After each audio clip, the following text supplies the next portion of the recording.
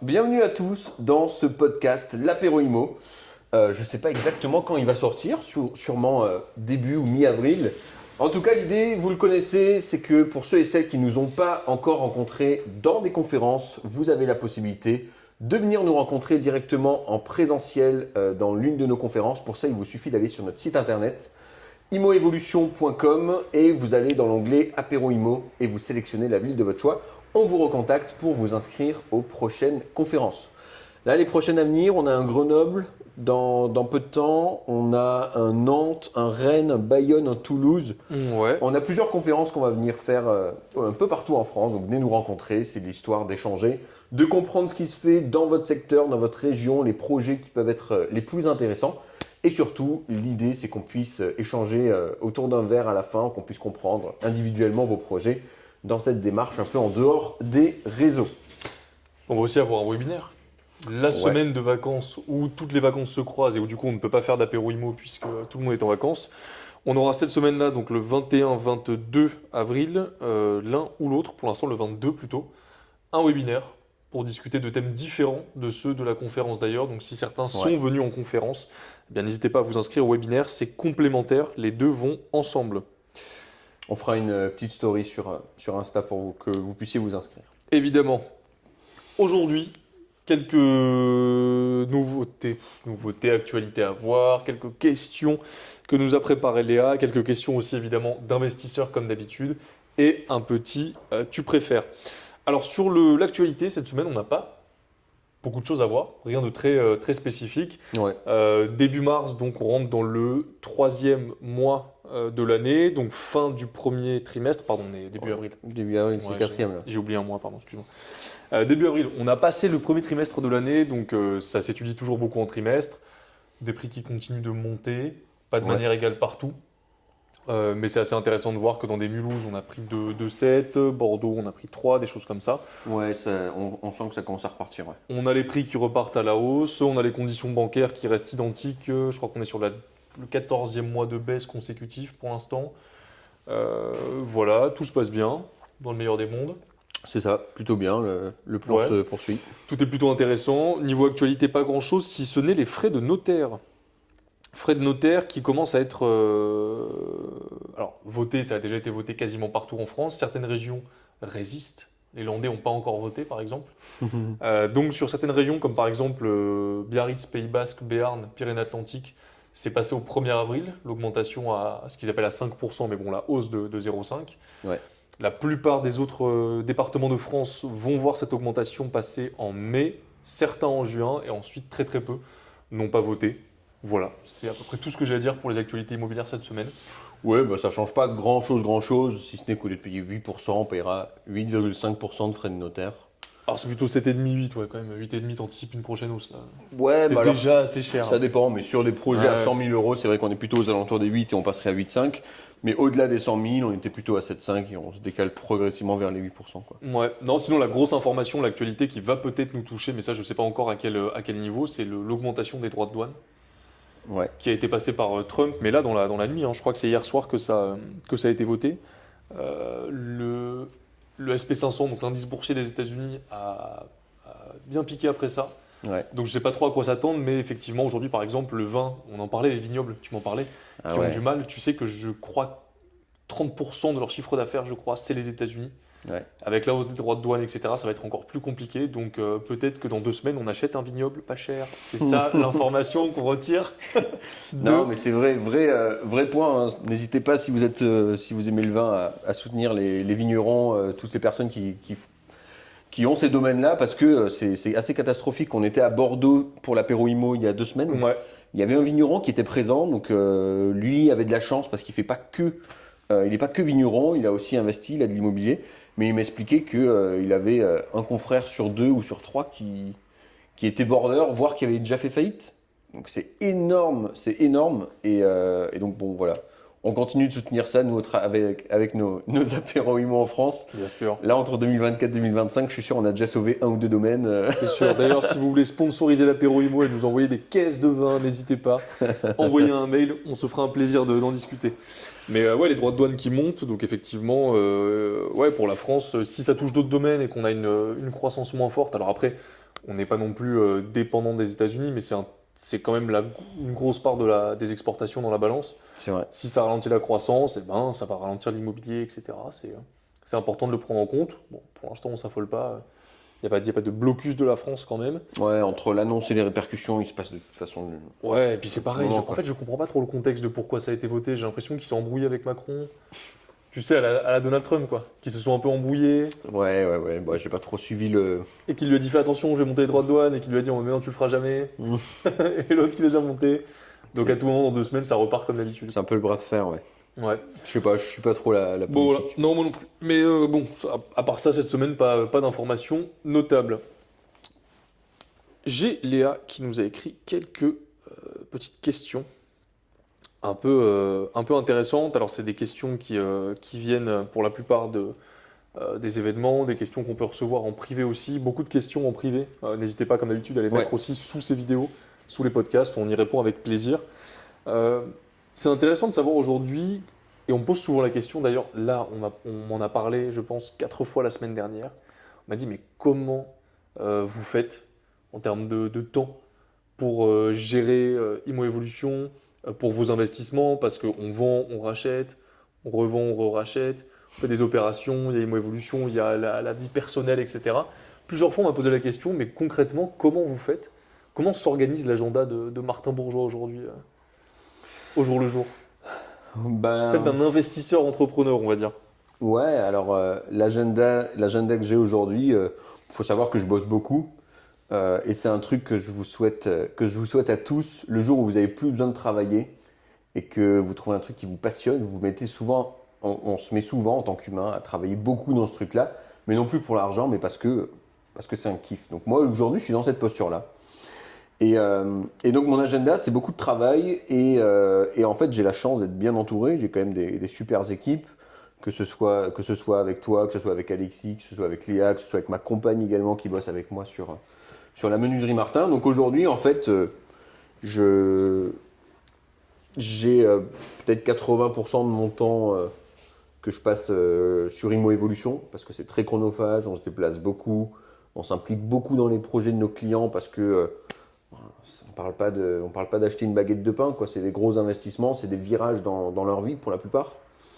Je passe 15% de mon temps sur Menuiserie Martin. C'est ma deuxième activité qui sert également à fournir les meubles aux investisseurs qu'on accompagne. Donc on a des packs de meubles conçus pour les investisseurs et peut-être 5% sur mes projets immobiliers parce qu'aujourd'hui j'ai vachement délégué cette partie. Ça tourne vachement en automatique. J'ai mis en place des process. Ça tourne en automatique avec des gros guillemets. Hein. J'ai pas de conciergerie, j'ai pas d'agent IMO qui fait la gestion locative. Tout ça, c'est moi qui m'en occupe. Mais j'ai délégué avec des systèmes plus intelligents financièrement. Je vais avoir une femme de ménage, un système de boîte à clés, de messages automatiques pour les appartements Airbnb. Pour les colocations, on met en place la méthode P2E qu'on enseigne à nos clients qui leur permet d'avoir une bonne entente dans la coloc. Et c'est plus moi qui fais les visites, c'est mes locataires qui font les visites pour les chambres qui sont vides. Et pour les immeubles, tout est centralisé. Je me partage ça avec ma compagne. Donc aujourd'hui, ça me prend très très peu de temps l'immobilier. Ça tourne en quasi passif, en arrière-plan. Si ce n'est les recherches, les nouvelles acquisitions. Mais donc ça, c'est de la création. C'est pas du temps de travail qui est compté dans la gestion des projets, quoi. Ouais, puis après, encore le temps de recherche, c'est assez limité parce que ton immeuble, tu l'as trouvé en une matinée. Ouais. Enfin, tu avais trouvé 2 immeubles en une matinée, dont un immeuble que tu as passé du coup à des clients d'Imo Evolution Ouais. qui sont sur le secteur. Tu as apporté l'opportunité, tu leur as mis directement entre les mains. D'ailleurs, ils étaient presque déçus. Quand j'ai vu au téléphone, Ça allait trop vite. ils m'ont dit, mais en fait, on a l'impression de pas avoir assez travaillé pour l'avoir eu cet immeuble, donc on veut en faire un deuxième en même temps, on veut aller vite. Et ce que je peux comprendre, mais effectivement, voilà, tu avais ces 2 immeubles en une matinée de travail qui se sont présentés, donc un que tu as gardé, l'autre que tu as donné parce que Ouais. tu pouvais pas faire les deux en même temps. Donc c'est assez bien géré alors, ok.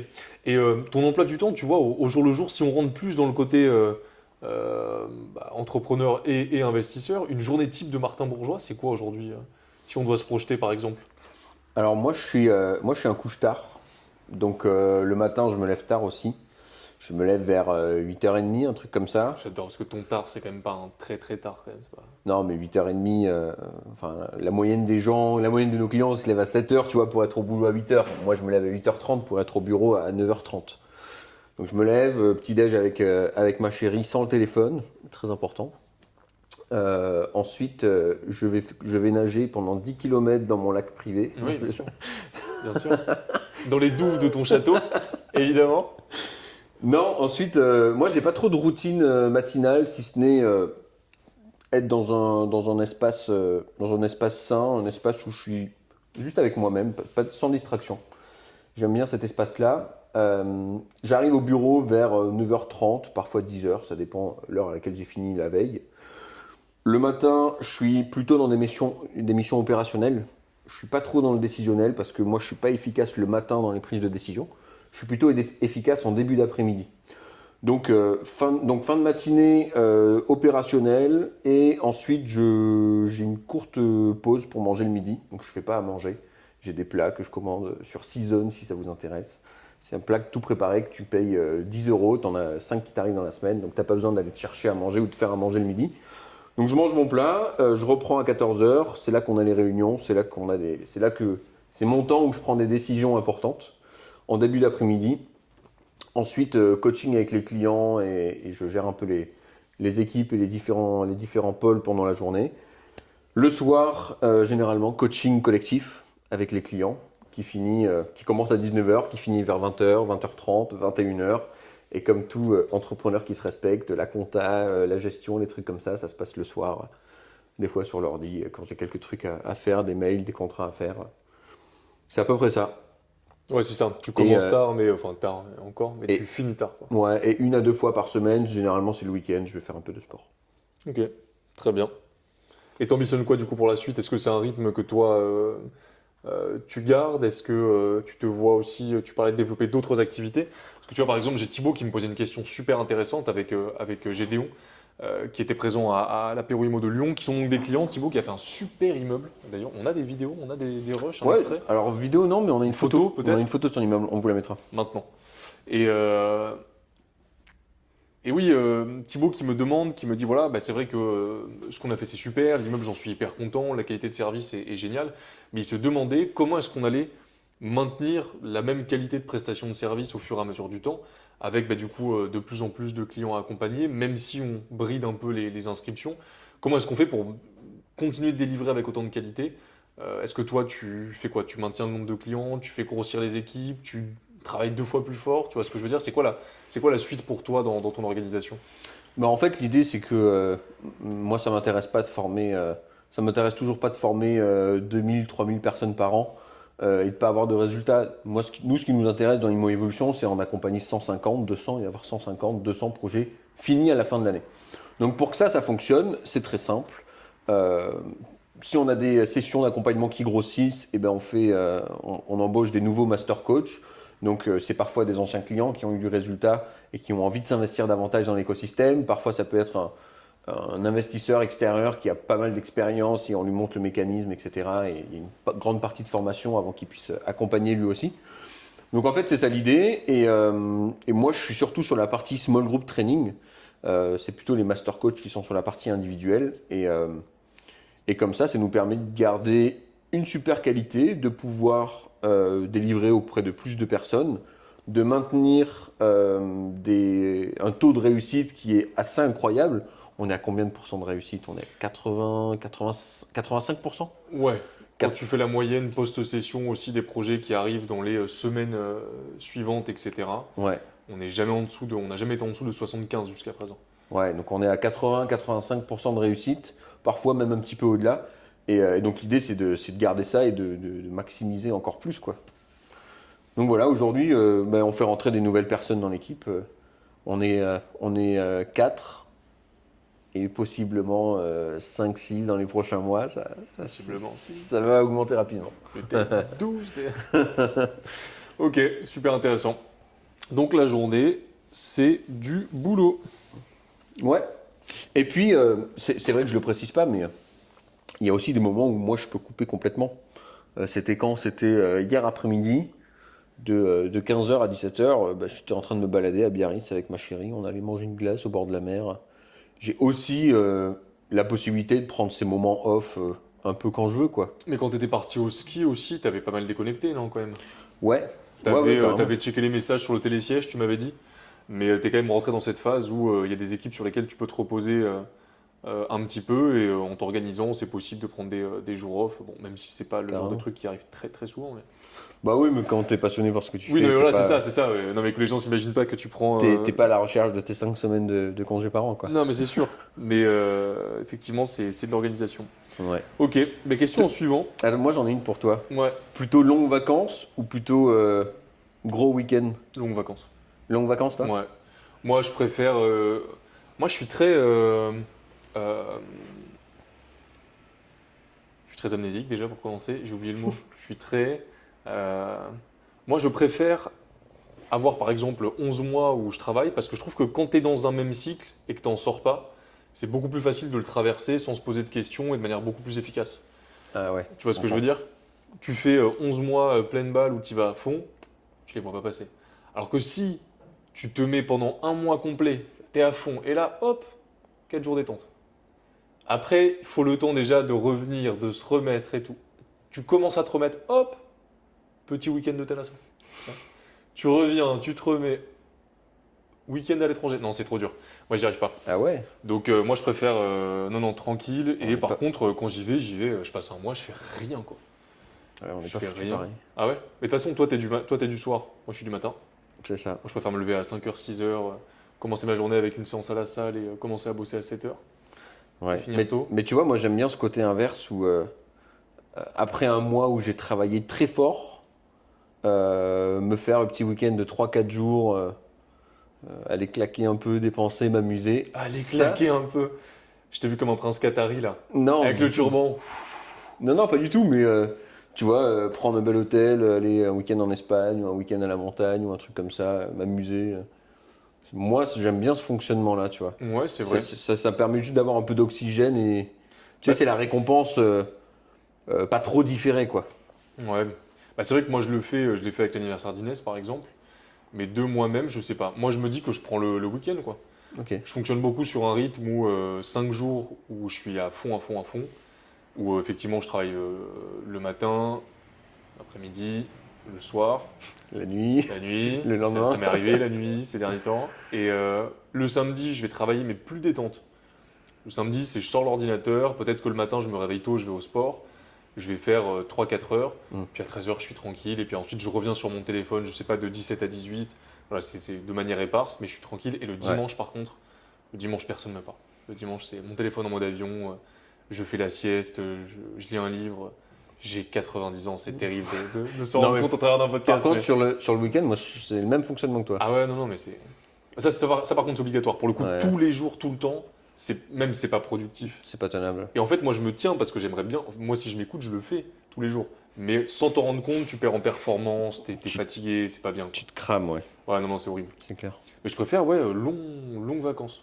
Genre, là, on est parti en Thaïlande 2 semaines, bah, c'est bien. Tu vas au moins un bon moment, tu déconnectes et tout, et tu penses à rien d'autre qu'aux vacances. Alors que sur les petits week-ends aussi, je trouve que dans l'arrière de ton cerveau, t'as quand même un petit rappel de. Ton cerveau, il n'est pas éteint, quoi. Ouais. Tu réfléchis quand même un peu toujours. Mais c'est hyper important de conserver ce rythme et de comprendre son propre rythme. Moi, j'ai fait un burn-out à 18 ans. À 18 piges, C'est j'ai jeune. fait un burn-out. Faut que tu imagines que je suis en CAP menuiserie.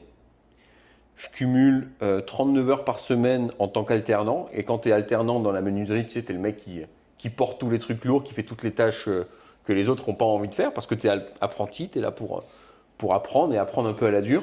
J'enchaîne avec un deuxième job le soir. Je bosse à Burger King en 15 heures par semaine.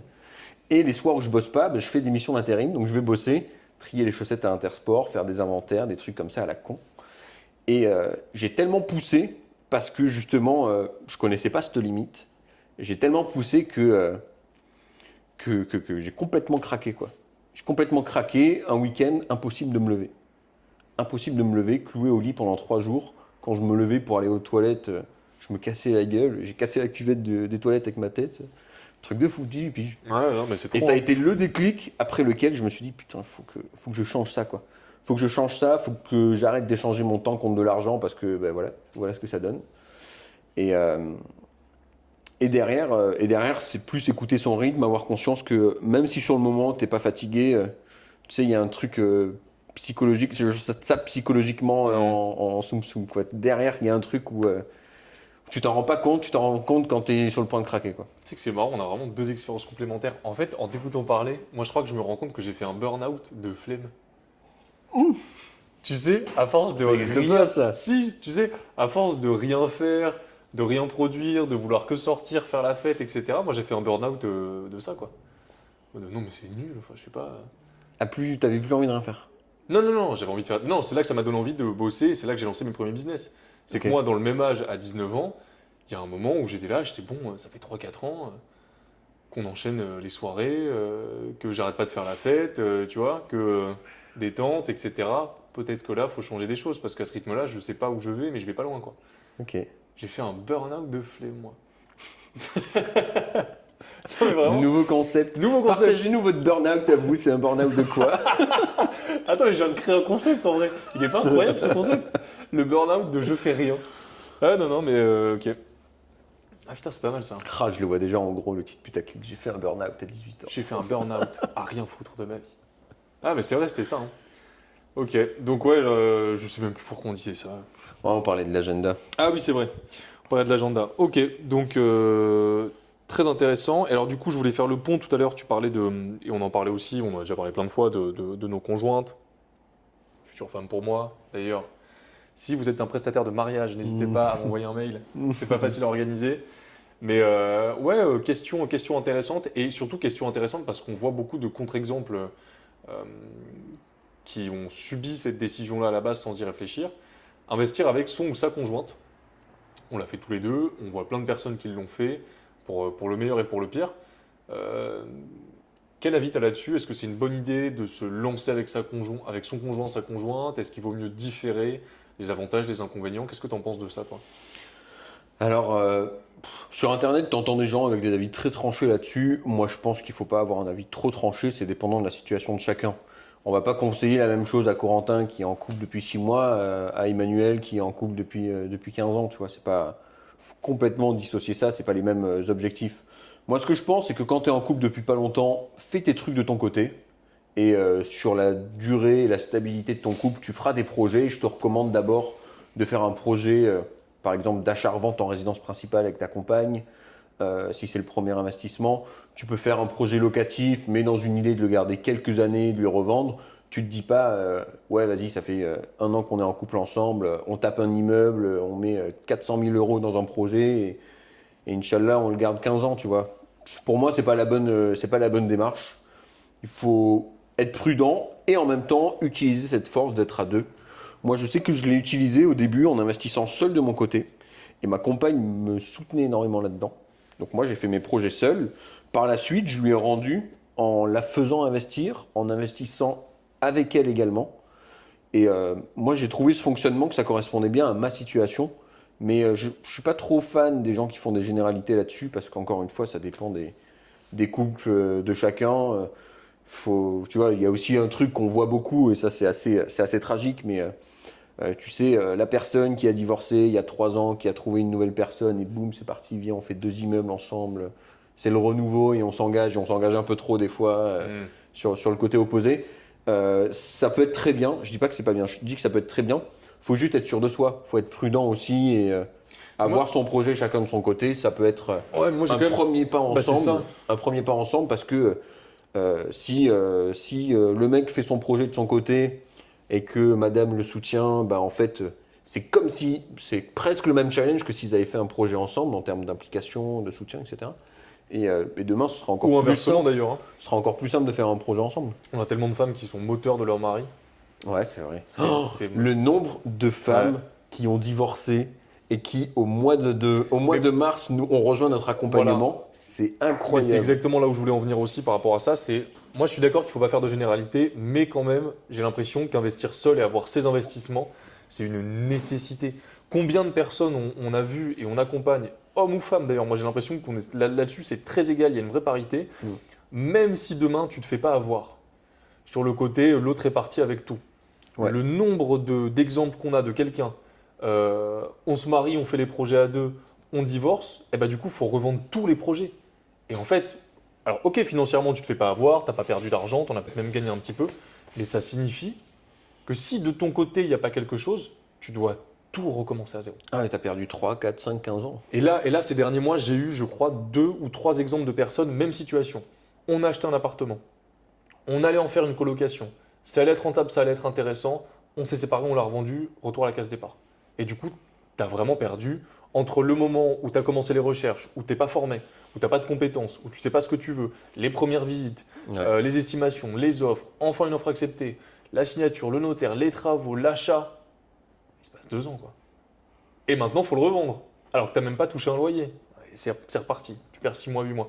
Et donc tout de suite, tu perds 2 ans, 2 ans et demi, 3 ans. Alors que si tu as ne serait-ce qu'un projet à côté, très bien, ça capote entre vous deux, c'est pas grave, on revend, chacun prend ses parts, etc. Tu as encore un truc sur lequel t'appuyer, après tu peux rebondir et avancer. Moi, c'était ce truc-là où j'ai l'impression que c'est quand même essentiel d'avoir à un moment donné ses projets et de tempérer, quoi. Certains projets en association, d'autres seuls. Ouais, c'est vrai. Maintenant, tu vois, je modère aussi sur le côté, je sais pas, tu vois, tu prends un profil qui a 50 ans, qui est avec sa femme depuis 15 ans. Oui, Ils ont déjà fait la résidence principale, ils ont déjà fait acheter un appartement pour leur fille qui fait des études. Là, pourquoi pas avoir des trucs oui, de là, son y a côté, tu pas vois, trop de sujet, ouais.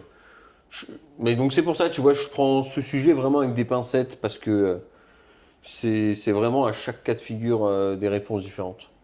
Tu t'associeras avec tes enfants, toi? Euh,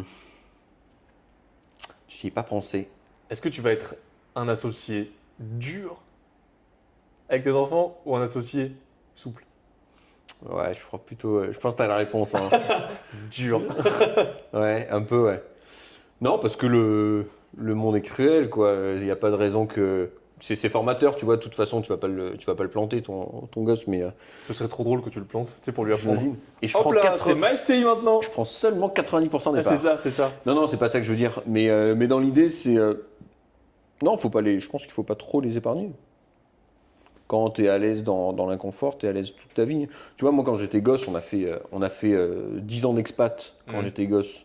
On était dans un milieu un peu préservé avec des expats. Tu sais, quand tu es expat, souvent, tu traînes dans des quartiers où il y a beaucoup d'expats. Ouais. Et mon père, il nous a toujours fait sortir de ça, quoi. Euh, c'est euh, c'est aller à la rencontre des gens localement. C'est pas de faire de distinction, pas vivre dans cette espèce de cage dorée. Et, euh, et en étant, tu vois, dans cette posture où, bah, du coup, t'es pas avec des expats, t'es l'étranger dans le pays, parce que t'es pas dans ton quartier qu'avec des expats, mais en fait, ça t'apporte une putain de flexibilité par rapport à ça. Il paraît que c'est pas facile en plus comme situation, ça. Grave. J'ai une copine qui était partie vivre au Kenya et qui était partie dans une école normale au Kenya, c'était la seule blanche. Putain, elle était revenue, elle nous avait dit ah ouais, bah, c'est le racisme à l'envers, quoi. Ouais. Et genre, c'est spécial à vivre, quoi. Un peu, ouais. Bon, après, bon, en Afrique, c'est un peu différent. En Afrique, quand t'es blanc, t'as quand même pas mal de privilèges. Mais moi, je l'ai très vite remarqué ça, quoi. Euh, alors, ma mère, beaucoup plus, elle a essayé de nous épargner, tu vois, c'était un peu maman poule, mais mon père, pas du tout. Et non, mais c'est vrai, mais au final, c'est hyper cool, quoi. Ah, c'est bien d'avoir un moitié-moitié, quand même. Si Ouais, t'as les deux parents qui sont trop durs après, c'est vrai. pas facile. Ok, donc ouais, effectivement, c'est vrai que ça dépend de la situation. Après, toi, là, tu l'as fait dans une phase où t'as investi seul avant. On nous redemandait la pire erreur qu'on ait fait en investissement. Alors, je crois qu'on a déjà développé un peu sur le sujet. Marche ton micro. C'est bon. Ouais, c'est bon, il marche. On a eu tellement de bugs. C'est le stress à Je chaque voyais fois. pas la lumière de. Non, non, c'est depuis bon, c'est bon, ici. c'est bon. C'est parce qu'elle est là. En 5 secondes, la pire erreur que tu pu faire, même si on l'a déjà faite.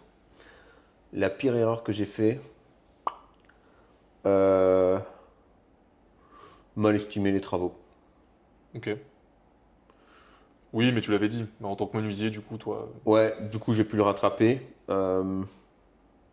Ouais, c'était ça principalement. Non, si après j'en ai fait d'autres, mais j'ai toujours réussi à me rattraper parce que je suis un peu débrouillard ou parce que j'ai pas mal de connaissances dans les travaux. Mais ça m'est arrivé des fois de me lancer dans un projet. Je me dis ouais, je vais faire 6 chambres, je peux en faire que 5. Je peux. Et il y a des contraintes que j'aperçois dans un deuxième temps parce que j'avais pas l'expérience à ce moment-là. Et ça peut un peu te foutre dans le. Oh la vache. Ça peut un peu te mettre dans la sauce, quoi. Ou le printemps. Et non, je me suis rattrapé du coup en mettant la main à la pâte, Ouais. en mettant plus d'apport sur certains projets, en prenant du retard. Ouais, mais t'as quand même pas fait des si grosses erreurs que ça, hein. Ouais, j'ai quand même été assez préservé par rapport à ça. Ouais, Bah, non, t'as pas été préservé, c'est aussi une bonne stratégie, une bonne. Ouais, Il y mais a une part bon, de chance si tu veux quelque part, mais c'est j'ai quand j'ai même. pas inventé le système. Hein. C'est quand on a fait un premier, que tu as compris quelques erreurs, que tu adaptes. En fait, moi, je crois que c'est intéressant de faire des erreurs dans l'immobilier. Tu vois, aujourd'hui, tu as une expérience de fou, tu vois. Bah, c'est intéressant quand tu les refais pas. Tu as une expérience de fou parce que, du coup, en faisant certaines erreurs, tu mets en place des process qui t'empêchent de les refaire. Ne plus investir, tu sais. Ouais, c'est ça. Tu Du coup, n'achètes j'ai plus rien. complètement arrêté d'investir, j'achète plus rien. C'est bon, c'est fini. Non, mais c'est ce que je dis souvent aux membres de la communauté. C'est marrant comme phrase. Je dis que moi, j'ai fait toutes les erreurs. Toi, t'as tout bien fait. Et du coup, c'est le mix des deux expériences qui permet d'aller plus loin. Et Alexis, il a tout bien fait aussi. Pas mal, Ah, ouais, dans quelques erreurs, calcul travaux aussi à certains endroits. Mm. Alexis, il s'est pas beaucoup chié non plus, hein. Non, ça va. Ouais. Bah, il est allé vite après. Hein. Alexis, c'est ce que j'ai envie de te dire. Ouais, Alexis, c'est la flèche. Alexis, lui. Il va vite, il doute pas sur ses financements, il a obtenu des financements de fou. Ah ouais, non, c'est clair. Alexis, lui, c'est la flèche. De nous trois, c'est la flèche, ouais. Ouais. Ok. Non, non, mais ouais, donc pire erreur, ok, donc ça va, c'est pas non plus des erreurs dramatiques, quoi. Rien qui t'a empêché de faire de la rentabilité et de l'argent. Euh, Être endetté avec plusieurs crédits, est-ce que c'est une bonne ou une mauvaise chose? Question qu'on nous a posée. Avec plusieurs crédits versus avec un crédit. Bah, être endetté, le fait de cumuler les crédits, est-ce qu'aujourd'hui c'est un danger, un risque? Comment toi tu vis le fait d'être endetté, de vivre à crédit quelque part Ah, mais moi, plus j'ai de crédit, mieux je me sens. Hein. Ouais. Pour une raison qui est très simple. Déjà, tu as les assurances. Si demain, il m'arrive quelque chose, ma compagne, elle récupère tout mon patrimoine avec les plus d'1 million d'euros de crédit remboursés. Ou demain, je suis juste handicapé à 80%, pareil. Tout ton patrimoine, il est net de dette. Paf. Donc ça, c'est un truc qui est incroyable avec le crédit. Donc tout si tu investis en cash, t'as pas ça. Et puis tu feras des plus petits investissements. Donc ça, c'est un méga avantage. Derrière, bien évidemment, on parle d'avoir des actifs, pas des crédits sur des dettes, pas des crédits sur des passifs, c'est ça que je veux dire. C'est la différence entre le crédit et la dette. Mais si vous êtes sur le podcast L'Apéro Imo, je ne vais pas vous apprendre ce que c'est la différence, vous le savez déjà.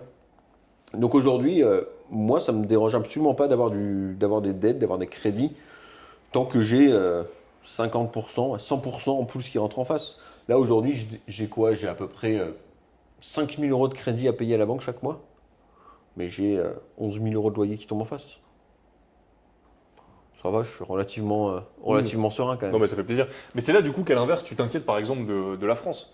Quand tu sais que chaque année, la dette qui est contractée, elle sert en partie à rembourser les intérêts de la dette précédente, c'est quand tu contractes de la dette pour pas générer de croissance, c'est là en général que ça commence à puer un peu.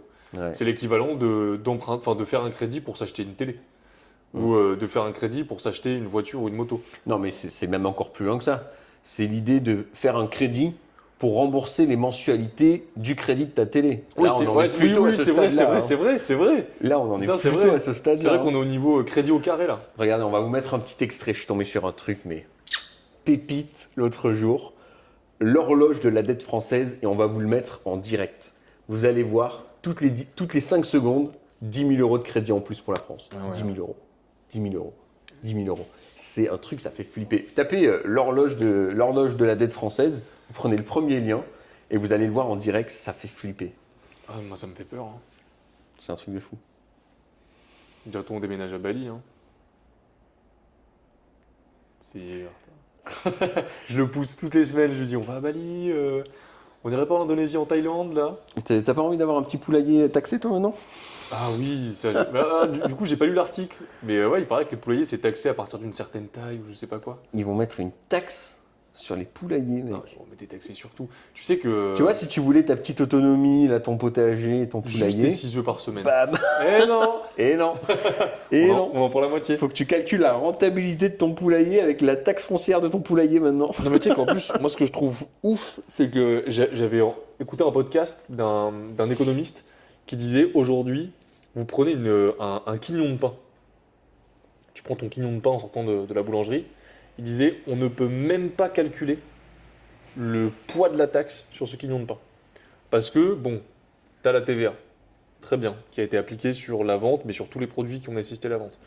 tu as le salaire qui a été payé pour la personne qui te donne la baguette, qui est soumise à des cotisations patronales, qui elle-même paye de l'impôt sur le revenu, qui elle-même paye de la TVA ensuite sur le reste. Pour produire cette farine, bah, évidemment, le terrain sur lequel la farine est produite est taxé, la récolte est taxée, la vente est taxée, le tracteur a été taxé à l'achat. L'essence qui sert à faire tourner le tracteur est taxée. Et tu remontes comme ça, et ça va jusqu'à l'infini. L'usine qui a produit le tracteur a été taxée, etc. etc. Et c'est dans un quignon de pain, tu ne peux pas calculer le poids de la dette tellement il est énorme. Ouais. Et tu te dis, putain, mais même malgré tout, ça fonctionne pas. Tu te dis, c'est après. Et pour le boulanger, avec le bénéfice qui lui reste après avoir vendu son quignon de pain, il va lui-même faire des achats qui seront imposés à 20% de TVA. Non, mais c'est ça. En fait, le truc, c'est que Ouais, le poids de. Moi, là où je trouve que l'État français, la plupart des États sont très forts, c'est qu'ils arrivent à te faire croire que tu es taxé aujourd'hui, tu sais, c'est 13 tournées TMI. 11%, 30%. Et tu fais le compte, la taxe en France, c'est 70-80%. Ouais. Avec tout ce que tu payes, etc. Donc, prenez vos fourches et vos lance-flammes. Sur les ronds-points.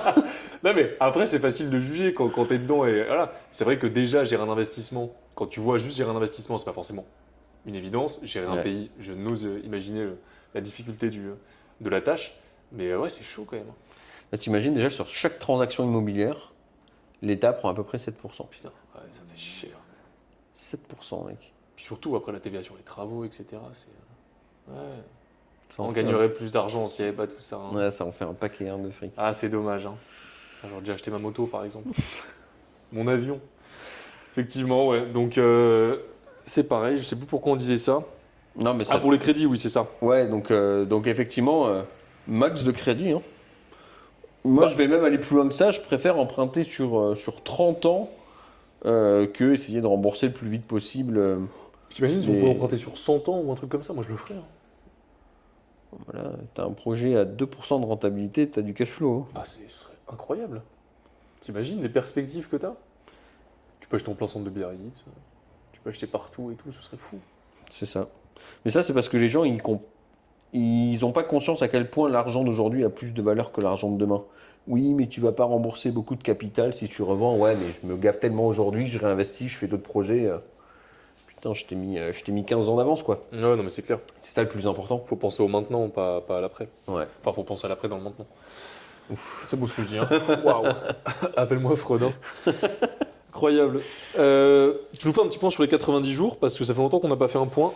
On était à 20 la dernière fois, mais un immeuble qui a capoté, mais un immeuble qui a réussi. Donc on se stabilise à 20. Bah, on est toujours à 20. Meg et Paul qui ont fait l'immeuble du coup, dont on peut vous mettre l'extrait maintenant. Exactement. Avec un très beau double projet celui-ci.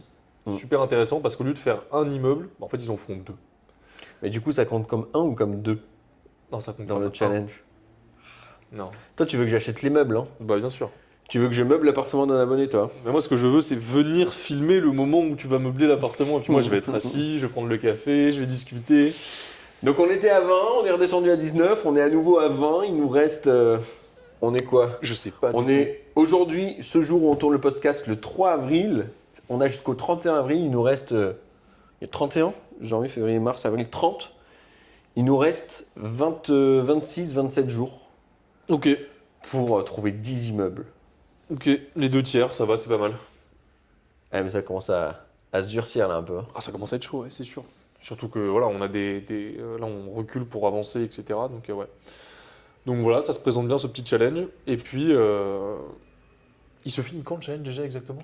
Le 30 avril. 3 mois exactement après le 1er février. Ok. Ouais, ok. Février, mars, avril, oui, c'est ça. J'essaie de réfléchir à ce qu'on avait à faire, mais ouais. On a compté Nicolas. Ouais, on a compté Nicolas. Ouais. On a compté Jérôme et Séverine. Oui. Ouais, ok. On les a tous. Non, j'essaie de voir s'il n'y en avait pas un ou deux à gratter là. Et je les ai bien comptés. D'accord. Très bien, ouais. Restons à 20. On est à 20. On est à 20, ça bouge pas. Ok. Et puis dernier point que je voulais aborder avec toi, c'est le séminaire. On commence à être sacré paquet à ce séminaire. Ouais. Je faisais le calcul du coup tout à l'heure avec la dame qui gère la location. À la base, je lui ai quand même annoncé 15. On a doucement glissé sur du 20. Je suis revenu avec du 25. Là, on est 32. Ouais, 32. Donc, le séminaire Fast and Building, c'est un événement sur lequel tu n'as pas le droit de venir si tu n'as pas déjà fait un projet rentable. C'est destiné seulement aux investisseurs qui ont déjà fait un projet rentable. et qui sont dans une démarche d'enchaîner, d'accélérer sur la suite. Et en fait, donc, on n'a que des membres de nos programmes d'accompagnement qui ont déjà fait un premier projet avec nous, qui ont accès à ce séminaire. Et l'idée, c'est un week-end, le mot qui me vient, c'est transformationnel. En fait, il y a plusieurs niveaux dans l'investissement. Il y a le niveau 1 que tout le monde maîtrise, le bon coin. Je suis capable de trouver une affaire moins chère que les autres sur le bon coin. Le niveau 2, c'est le niveau off-market. Je suis capable d'avoir accès et de trouver les bons biens. Je suis capable de me positionner sur des enveloppes travaux. Je suis capable de comprendre la fiscalité, les bases de la fiscalité. Et en fait, l'idée, c'est qu'on enseigne le niveau 3 dans ce séminaire. Le niveau qui va te permettre d'enchaîner la suite de tes projets. C'est le niveau où je montre comment j'ai fait pour lever 945 000 euros auprès des banques alors que j'étais salarié et que je gagnais moins de 2 000 euros par mois. C'est quoi la stratégie qui m'a permis d'enchaîner? Pareil, sur le point de vue fiscal, c'est intéressant parce que la plupart des investisseurs, quand ils se lancent, ils ne se projettent pas forcément d'être entrepreneur au début, ou en tout cas, il y en a, parmi nos clients, il y en a 30% qui l'assument au début. Et après avoir fait un premier projet, ils sont plutôt 90% à vouloir entreprendre à un moment donné. Et donc, c'est vrai que nous, on construit les stratégies fiscales beaucoup dans un état d'esprit où demain, ces personnes pourraient devenir entrepreneurs, entrepreneuses, avoir une famille aussi. Donc, il y a tout un écosystème. Et aujourd'hui, l'idée, c'est qu'on voit ça dans ce séminaire. Et surtout, on voit des stratégies de recherche encore plus poussées que le off-market. Le off-market, c'est une partie en fait des techniques qu'on met en place. Moi, quand je vais faire des recherches, je fais appel au off-market, je réactive des contacts, etc. Mais il y a aussi des nouveaux trucs que je mets en place qui me permettent parfois de même pas passer par les agents IMO pour trouver des opportunités que eux-mêmes pourraient pas m'apporter. Et donc, c'est plein de techniques en plus qu'on découvre justement et qu'on va apprendre à nos coachés justement pendant ce week-end de séminaire. Ça va être passionnant parce que en fait, c'est un petit peu ça. Quand tu n'as pas fait encore ton premier projet, tu le vois comme une montagne. Une fois que tu l'as fait, tu dis « Ah, trop cool, maintenant je me sens capable de le faire. » Mais en fait, tu es qu'au tout début de l'aventure. Et c'est là que le vrai challenge commence. C'est comment enchaîner les projets et comment se structurer, mettre des process pour devenir un investisseur et pas pour devenir un mec qui a fait un investissement. Ah, mais ça n'en finit jamais. Hein. Et tu penses que c'est quoi le niveau 100? Ah, je pense que je le connais même pas. C'est genre construire une ville. Je suis inconsciemment incompétent là-dessus. Tu penses qu'on fera des séminaires niveau. Comment passer du niveau 99 au niveau 100? Comment passer de 10 000 à 100 000 appartements? Ouais, c'est ça. Mais t'imagines, en vrai, ça doit être ça. Ben, ouais, c'est un séminaire que tu factures. T'imagines la facturation à ce niveau-là? Putain. 1 million le séminaire. Ah oui. 2 heures. 1 million. Concept clé. Ouais, je pense que donc c'est voilà. construire une ville. Hein. C'est effectivement un truc qu'on va faire en juin. Ça se passe à Biarritz. Ça va être un super événement. Les clients arrivent le samedi après. On commence par un petit cours de surf tous ensemble. Tu sais, c'est le week-end de 3 jours là, de Pentecôte. Ouais. D'ailleurs, je sors toujours le devis pour le surf. Ah oui. Pour l'instant, je peux le devis encore. Pour l'instant. Non, mais après, je le connais, mais c'est juste qu'il Ouais, n'a pas encore fait là. Mais non, mais c'est ça. Ça va être incroyable. On filmera tout. Hein. Ouais, ce sera filmé. Bon, ce sera gardé que pour les clients Fast and Building, bien sûr. Mais ouais, ça va être. Non, mais moi, je ferais bien ça un va être mini-film sympa. un peu teasing, tu sais. Ah ouais? Avec des ouais. images au ralenti là. Bah ouais. Biarritz, tout. la mer. Bah oui, bah attends, il faut avec le cours de surf, avec les restos. Arthur en train de courir, sa planche de surf sous la main comme ça, la cheveux au vent. Ça va être incroyable. L'investissement, autrement. On va faire une pub super beau. Non, mais un petit teasing, ce sera sympa, ouais. On s'occupera de ça. Léa qui nous a gentiment mis pendant qu'on parlait un petit. T'as vu, elle nous a mis une notification pour la fin du challenge, histoire de nous mettre la pression. Non, j'ai pas vu. Fin du challenge, oh putain. Elle vient de nous mettre une petite notif pour nous mettre la pression. Très bien. Eh bien, écoutez. Oula, je vais y arriver. C'est tout pour aujourd'hui. Parce qu'on doit maintenant aller travailler. Donc merci à vous d'avoir suivi ce podcast. Comme d'habitude, si vous avez envie de participer à un événement en présentiel, on vous laisse aller sur le site imoevolution.com. Inscrivez-vous, on passe à Grenoble. Qu'est-ce qu'on a dit déjà? Grenoble webinaire. Grenoble, webinaire, Nantes, Rennes, Toulouse, Bayonne. Voilà, globalement toutes les grandes villes de France comme d'habitude. Voilà, qu'est-ce que je peux faire? N'hésitez pas à mettre un commentaire si vous en avez...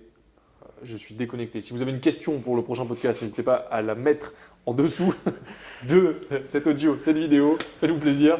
N'hésitez pas à liker, à partager.